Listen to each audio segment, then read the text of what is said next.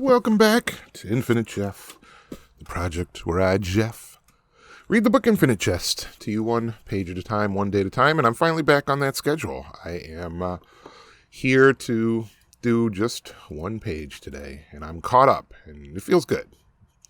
It's kind of, I let the pressure to do this thing get to me, and I don't know why, because there's no, I don't know why I should feel any pressure from it. It's entirely of my own making, but I do.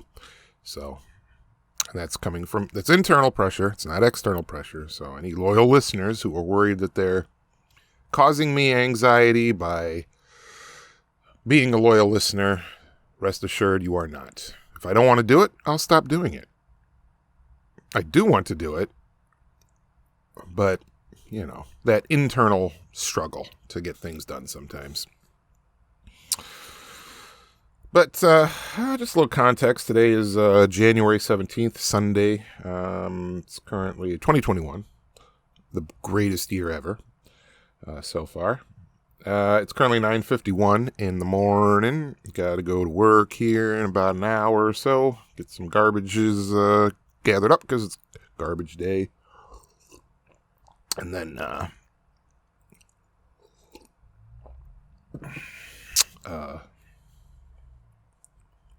do some dishes. Maybe I'll do that tonight. Maybe I'll do it tomorrow. I don't know. I don't care. And then, go to work. It's currently snowing, but it's not supposed to snow all day. So, anyway, this is page number 334 of Infinite Jest. Here we go. War of the Beanie, and usually portrayed some marginal nation somewhere out in the nuclear boondocks, finds himself more intrigued by Penn's map/territory faux pas than upset by it, or even amused. Pemulus turns back to the pavilion and seems to be looking at Hal in some kind of appeal. Jesus! Except, is the territory the real world, quote-unquote, though? Exford calls across to Pemulus, who's pacing like the fences between him and some sort of prey. Exford knows quite well Pemulus can be fucked with when he's like this. When he's hot, he always cools down and becomes contrite. Struck tries to yell out a kertwang on Pemulus, but can't get the megaphone he makes out of his hands to fit over his mouth. The real world's what the map here stands for. Lord lifts his head from the you shit you and cries over at Axe Handle, trying to please Pemulus. Kind of looks like real world type snow from here, MP, Exford calls out. His forehead still maroon from the coughing fit. Trollst is trying to describe the distinction between the symbolic map of the gear-littered courts and the global strategic theater it stands for, using all and only sports broadcast cliches. Hal looks from Axe Handle to Pemulus to Lord. Struck finally falls out of his chair with a clunk, but his legs are still somehow entangled in the legs of the chair. It starts to snow harder, and dark stars of melt begin to multiply and then merge all over the courts. Otis Lord is trying to type and wipe his nose on his sleeve at the same time. Jay Gopnik and Kay McKenna are running all around well outside their assigned quadrants with their tongues outstretched. Real-world snow isn't a factor if it's falling on the fucking map. Ann Kittenplan's crew-cutted head now protrudes from the kind of rugby scrum Amnats and Sovwar's heads of state form around Lord's computational food court. For Christ's sakes, leave us alone, she shrieks at Pemulus. Trollsh is going, oh my, into his headset. Oh Lord is struggling with the cart's protective umbrella, his head's beanie's little white propeller rotating in a rising wind. God damn that possessive apostrophe. Wallace. Too much, you have a problem.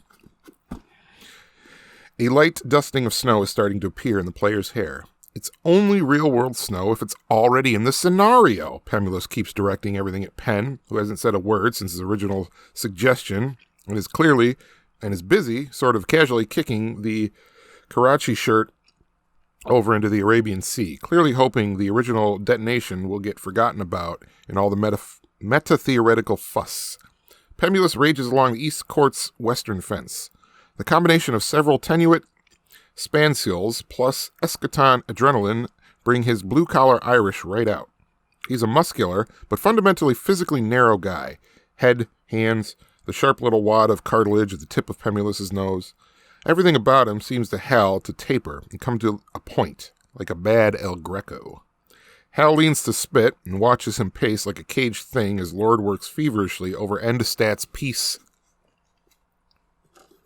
All right, and that is, loyal listeners, that's page number 334 of the book, Infinite Jest. How many pages are we dealing with here? 10. Let's see. 1079. So let's just crunch some numbers real quick. Oh, calculator, why can't I find you on my computer? Start menu. All right, 1079 minus 2, because that's what we started at. 1077 divided by 3. So at about page 359 or 360, that should be about a third of the way through this book. So we are getting there. In less than a month, we'll be a third of the way through. And at some point, once we hit page 367, that should be a year. Because, of course, there's 366 days last year because it was a leap year. So I guess 368 minus 2, of course, because we started on page 3. So that'll put us at 366 days, which should be a year. When did I start this? I'm curious. Let us see when I started to do Infinite Jeff. La la la la. La la la la la. Let's see. Oh, don't freeze. February 23rd. Okay, I was trying to figure out in my head yesterday, and it came about that. It was like 21st, 22nd, 23rd, somewhere in there. Okay, so yeah, about a month. That'll be a year. That's some dedication. I think, I don't have to do this. I have as of right now, one loyal listener, and I appreciate the hell out of them. Thank you very much. Because, if literally no one was listening to this, it would be, it would suck. I probably would have given up. So, thank you, loyal listener. Yeah. So, but, I wish you could transition over to Jeff Finnegan's Wake, but I completely understand why, because it's literally just me making sounds in an incoherent fashion.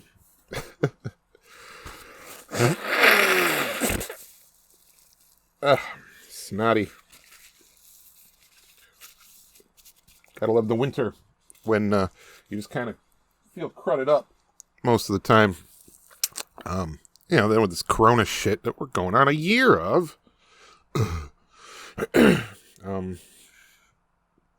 Yeah.